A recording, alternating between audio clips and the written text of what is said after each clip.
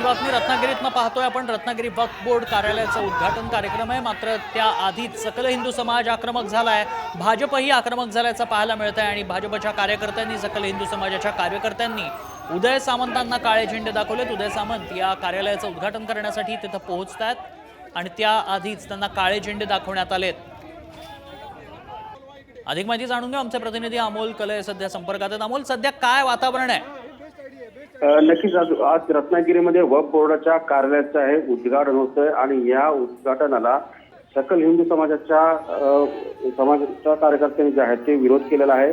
त्याचबरोबर भाजपच्या कार्यकर्त्यांनी देखील याला तीव्र विरोध केलेला आहे। त्यामुळे एकंदरीत वातावरण जे आहे ते तंग झाल्याचं चित्र पाहायला मिळते आणि मोठ्या प्रमाणात या ठिकाणी पोलीस बंदोबस्त तैनात करण्यात आलेला आहे।